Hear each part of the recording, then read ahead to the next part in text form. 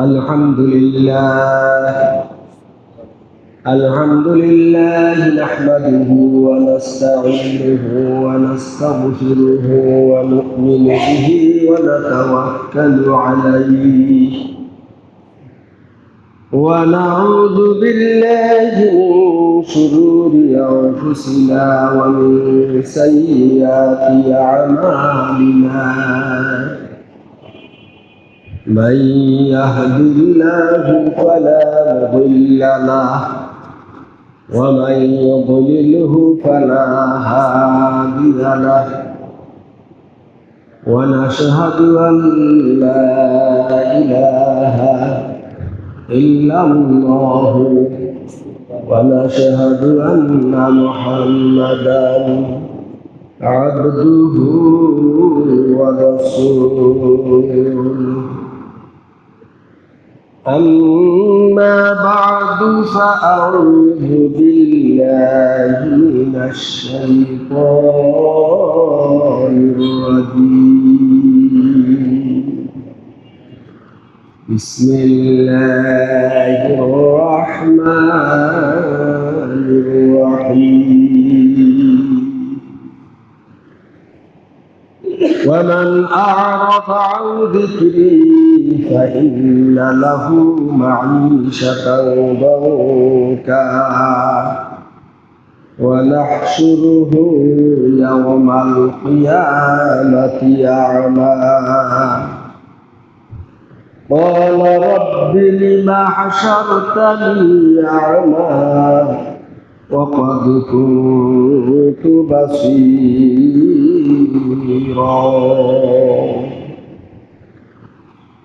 اللهم صل على محمد وعلى آل محمد كما صليت على إبراهيم وعلى آل إبراهيم إنك حميد مجيد اللهم بارك على محمد وعلى آل محمد كما باركت على إبراهيم وعلى آل إبراهيم إنك حميد مجيد মহান আল্লাহ তাবারক ওয়া তাআলার দরবারে আলিশানে অসংখ্য শুকর ও সুজুদ জ্ঞাপন করছি যে মহান মনিব আমাদেরকে আশরাফুল মাখলুকাত তথা সৃষ্টির সেরা জীব হিসেবে সৃষ্টি করেছেন। শুধু তাই নয়, সৃষ্টির সেরা জীব হিসেবে সৃষ্টি করে শ্রেষ্ঠতম জাতি, শ্রেষ্ঠতম মিল্লাত মুসলিম মিল্লাতের অন্তর্ভুক্ত আমাদেরকে করেছেন এবং আল্লাহ তাআলার ঘরে আসার ও বসার তৌফিক দিয়েছেন। সেই আল্লাহ তাআলার দরবারে শুকরিয়া স্বরূপ বলি আলহামদুলিল্লাহ। আল্লাহ রাব্বুল আলামিন বলেন, وَمَنْ أَعْرَضَ عَنْ ذِكْرِي فَإِنَّ لَهُ مَعِيشَةً ضَنكًا। যে ব্যক্তি আল্লাহ তাআলার স্মরণকে ভুলে যায়, আল্লাহ তাআলার ইয়াদকে ভুলে যায়, স্রষ্টাকে ভুলে যায়, فَإِنَّ لَهُ مَعِيشَةً ضَنكًا। আল্লাহ বলেন তার জন্য রয়েছে জীবনের সংকীর্ণতা। দুনিয়ার জীবনে আল্লাহ তাআলা তার জীবনটাকে সংকীর্ণ করে দিবেন, সংকুচিত করে দিবেন। হতে পারে সে কোটি কোটি টাকার মালিক, অনেক ইমারত, অনেক বিল্ডিং এর মালিক হতে পারে, এরপরেও আল্লাহ তাআলা তার জীবনটাকে সংকটাপন্ন করে দিবেন। এটা হলো দুনিয়ার অবস্থা। আর হাসরে কি হবে? ওয়ানাহশুরুহু ইয়াওমাল কিয়ামাতি আমা। আল্লাহ রাব্বুল আলামিন বলেন, যে ব্যক্তি এই দুনিয়ার জমিনে আমি আল্লাহর স্মরণকে ভুলে যাবে, ওই ব্যক্তিকে আমি হাসরের ময়দানে অন্ধ করে উঠাবো। ওয়ানাহশুরুহু ইয়াওমাল কিয়ামাতি আমা। কিয়ামতের দিন একদম অন্ধ করে আল্লাহ তাআলা তাকে উঠাবেন। তো জীবনে সুখের সামগ্রী থাকলেও সুখ পাবে না, অসংখ্য নিয়ামত তার চারিদিকে থাকার পরেও তার জীবনটা সংকীর্ণ মনে হবে। আবার সুখের সামগ্রী কম থাকলেও যে ব্যক্তি আল্লাহর স্মরণকে ভুলে যাবে না, আল্লাহকে ভুলে যাবে না, আল্লাহ তাআলা তার অন্তরকে প্রশান্তি দিয়ে ভরপুর করে দিলেন।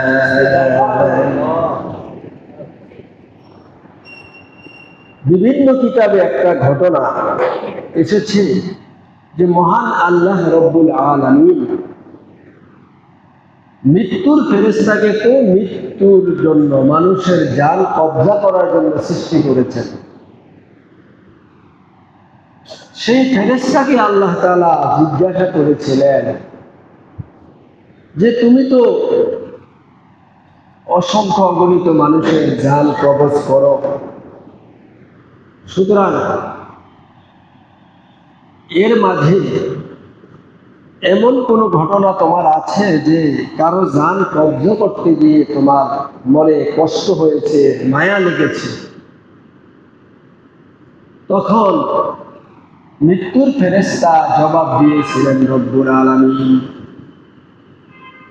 দুইবার আমার মায়া লেগেছিল। কোটি কোটি মানুষের জান কবজ করেছি, এত মায়া লাগে নাই, কিন্তু দুইটা মানুষের জান কবজ করতে আমার মায়া লেগেছিল। তখন ফেরেশতা বললেন, প্রথমত ওই ব্যক্তি যে সমুদ্রের মধ্যে ঝড় তুফান হয়েছিল, জাহাজ ডুবে গিয়েছিল, জাহাজ ডুবে যাওয়ার পর অনেক মানুষ জান কবজ হয়ে দুনিয়া থেকে বিদায় হয়। অনেক লোকের জান আমি কবজ করি, অবশেষে একজন গর্ভবতী মহিলা একটা তক্তার উপরে ভেসে ভেসে অগ্রসর হচ্ছিল। ওই মহিলাটা ওই অবস্থায় সন্তান প্রসব করেছিল। বড় একটা কাঠ ভেসে যাচ্ছিল, ওইটার উপরে ওই মহিলাটা আশ্রয় নিয়েছে এবং সে সন্তান প্রসব করেছে। ওই মুহূর্তে আপনি আমাকে আদেশ করেছিলেন যে এই সন্তানের মার জান কবজ করো। তখন আমার কাছে মায়া লেগেছিল যে এই শিশু সন্তান এত বিপদের মধ্যে আছে, সমুদ্রে সব মানুষ শেষ হয়ে গেল, তখ্তের উপর ভর করে অগ্রসর হচ্ছে। এই মহিলা সন্তানটা প্রসব করার পরে আল্লাহ আদেশ দিলেন যে এই মহিলার জান কবজ করার জন্য। তখন আমার মায়া লেগেছিল, আমি তার জান কবজ করলাম। আর ওই শিশু সন্তান আল্লাহ তাআলার বিশেষ অনুগ্রহে এই দুনিয়াতে লালিত পালিত হয়েছে। আবার আরেকটা জান কবজ করার জন্য আমার মায়া লেগেছিল, সেটা ছিল যে সাদ্দাত নামক ব্যক্তি, সে রাষ্ট্রপ্রধান ছিল, সারা জীবন কষ্ট করে একটা জান্নাত বানিয়েছিল। নবীদের মুখে যখন শুনেছে জান্নাতের এই নমুনা, জান্নাতে বাগ বাগিচা থাকবে, দামি দামি ভবন থাকবে, দামি দামি মহল থাকবে, স্বর্ণ খচিত বিভিন্ন বস্তু থাকবে, হুর গেলমান থাকবে, এই কথা শুনে সে নবীর বিরুদ্ধে অবস্থান নিয়ে বলেছে এই রকম জান্নাত আমি নিজেই বানাইতে পারবো, আমি নিজেই উপভোগ করতে পারবো। সারা দেশ থেকে সোনা জহরত স্বর্ণ রৌপ্য ইচ্ছা মতো সংগ্রহ করেছে। সর্বশেষ এক এতিম বাচ্চার গলায় কিছু স্বর্ণ ছিল, জোর করে তার বাহিনীর লোকেরা ওই কন্যা থেকে স্বর্ণ ছিনিয়ে নিয়ে এসেছিল। এইভাবে সে জান্নাত বানিয়েছে, বেহেশত বানিয়েছে। দীর্ঘদিন সময় লাগিয়ে বেহেশতটা বানাইলো। যখন সে শান শওকতে হাজার হাজার লোক নিয়ে, বিভিন্ন বাহিনী নিয়ে, বিভিন্ন সৈন্য সামন্ত, ঢোল বাদ্য ইত্যাদি নিয়ে জান্নাত দেখার জন্য রওনা করেছিল। জান্নাতে প্রবেশ করার জন্য একটা পা সে ঘোড়া থেকে নামিয়েছিল, আর একটা পা ঘোড়ার উপরে ছিল। ওই মুহূর্তেও আপনি আদেশ করেছিলেন যে এই ব্যক্তির জান তুমি কব্জা করো। তখন আমার মায়া লেগেছিল এই হিসেবে, যদিও সে কাফির, যদিও সে খোদাদ্রোহী নাস্তিক, সারা জীবন কষ্ট করলো যে জান্নাতের জন্য এত কষ্ট, এত পরিশ্রম, এত সুন্দর করে বানিয়েছিল। কিন্তু ওই ব্যক্তি একটা পা ঘোড়া থেকে নামাইলো, আর একটা পা ঘোড়ার উপরে থাকা অবস্থায় এমন কঠিন মুহূর্তে আমাকে আদেশ করলেন। তখন আমার মায়া লেগেছিল। দুনিয়াতে আমরা সামনে জায়গা আছে, আপনারা সামনে আসেন। ফারহান সরকার সব সামনে আসেন। তারপর যে একজন কাফির হোক, আমার মনে এত মায়া লেগেছিল যে আমি এই লোকটা আল্লাহর নাফরমান হোক, পরকালে সে দুর্যোগে যাবে, জাহান্নামে যাবে, কিন্তু সারা দেশে জোর জুলুম যাই করেছে জান্নাতটা বানাইলো, সে এক নজর দেখতে পারলো না। আমার মায়া লেগেছিল। দুনিয়াতে অনেক সময় মানুষ চিন্তা করে যে আমার আপন মানুষ, আমি আপন মানুষের জন্য কষ্ট করলাম, টাকা পয়সা, অর্থ সামর্থ্য, জীবনের বিভিন্ন পরিশ্রম যাদের পিছনে ঢাললাম, তারা কিভাবে ভুলে যায়, এরকম আফসোস আসে মানুষের। কিন্তু আমরা আর পিছনে তাকাই যে আল্লাহ তাআলা অনস্তিত্ব থেকে আমাদেরকে অস্তিত্ব দিলেন। আল্লাহ নিজে বলেন, হাল আতা আলাল ইনসানি হিনুম মিনাদ দাহরি লাম ইয়াকুন শাইআন মাযকুরা। এই মানুষদেরকে এমন কি একটা অবস্থা যায় নাই যখন তার সে কোনো উল্লেখযোগ্য পদার্থই ছিল না, উল্লেখযোগ্য কোনো বস্তু ছিল না। এই মানুষ কি করে আমি আল্লাহকে ভুলে যাই। আল্লাহ তাআলা বলেন, ইয়া আইয়ুহাল ইনসানু মা গররাকা বিরাব্বিকাল কারীম। ও মানুষ, কিসে তোমাকে তোমার মহান প্রভু থেকে বিরত রাখে? কিভাবে তোমার মহান প্রভু আল্লাহ থেকে তুমি ফিরে থাকো? আল্লাযী খালাকাকা ফাসাওয়াকা ফাআদালাক, যিনি তোমাকে সৃষ্টি করেছেন। আল্লাযী খালাকাকা ফাসাওয়াকা, এবং তোমাকে সুঠাম দেহের অধিকারী করেছেন। তোমার দেহের এত সুন্দর স্ট্রাকচার তোমার বানিয়েছেন আল্লাহ, তুমি সোজা হয়ে গাছের মতো দাঁড়িয়ে যেতে পারো, আবার বাঁকা হতে পারো, আবার হাঁটুগুলো বাঁকা করে বসতে পারো।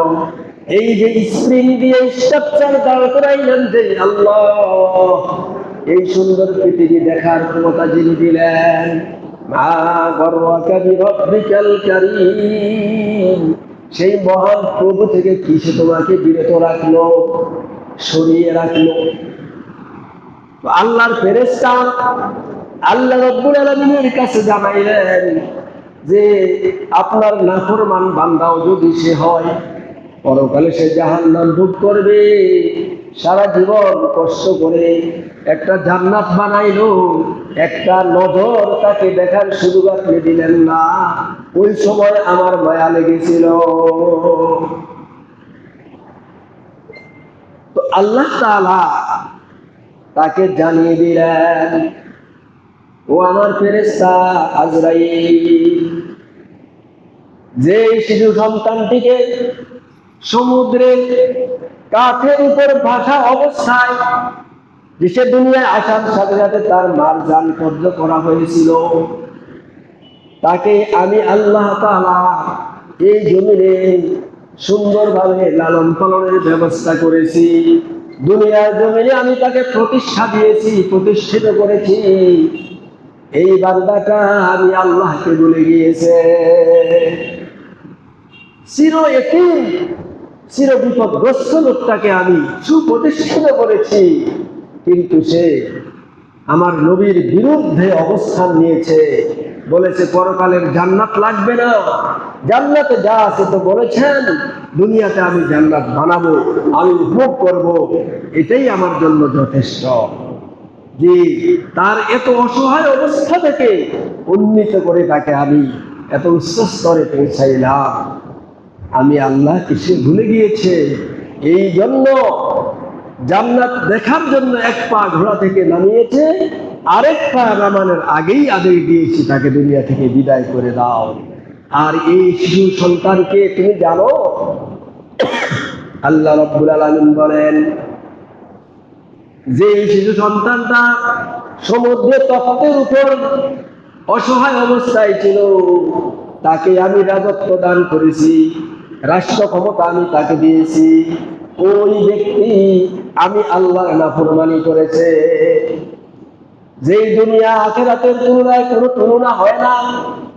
এই দুনিয়ার নগণ্য সামগ্রী দিয়ে সে ঘর বানিয়ে বলতেছে এটাই তার জন্য জান্নাত, পরকালের জান্নাত তার লাগবে না।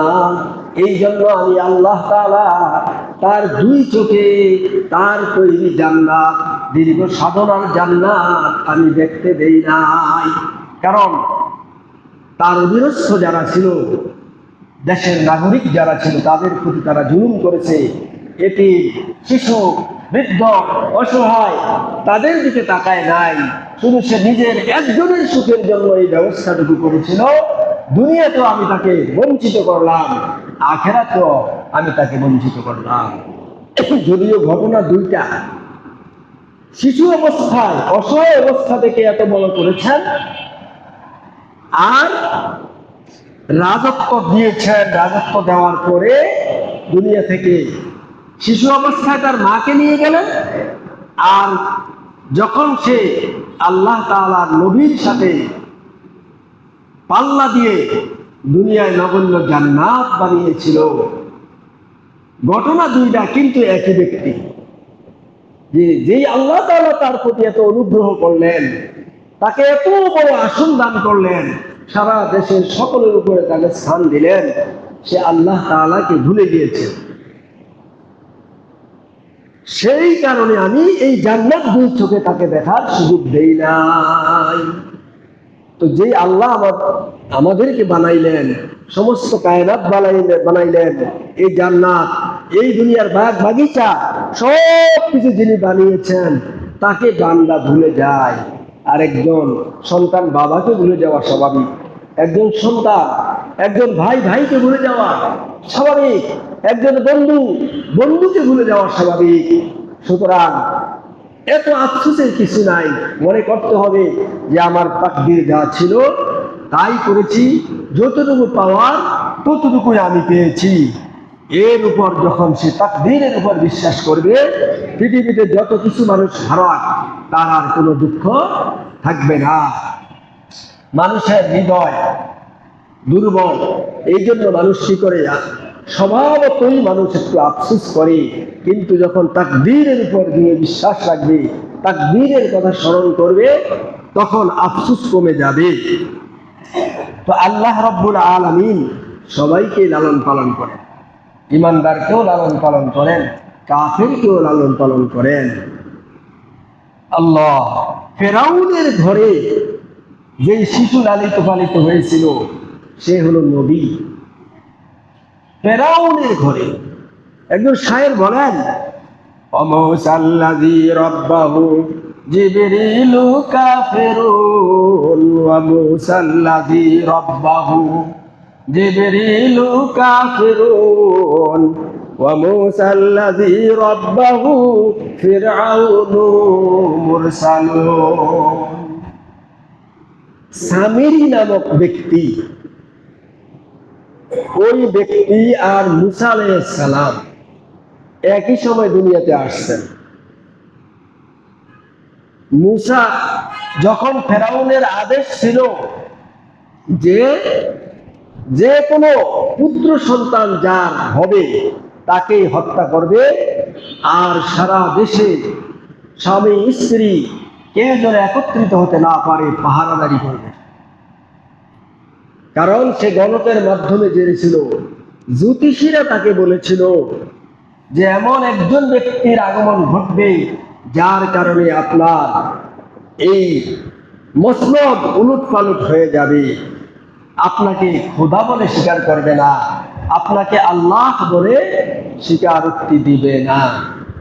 এই কথা শোনার পর সে বলল, কন্যা সন্তানদেরকে জীবিত রাখা হবে, যত পুত্র সন্তান জন্মগ্রহণ করা হবে তাদেরকে হত্যা করা হবে, আদেশ দিয়ে দিল। কিন্তু আল্লাহ তাআলা যাকে দুনিয়াতে পাঠাবেন, এই কায়নাতের মধ্যে, এই সৃষ্টির মধ্যে কারো ক্ষমতা নাই তাকে প্রতিহত করতে পারে। মুসা আলাইহিস সালামকে আল্লাহ তাআলা যে তার মাকে জানিয়ে দিলেন যে তোমার যে সন্তান হয়েছে একে নদীতে ভাসিয়ে দাও একটা সিন্ধুকে করে।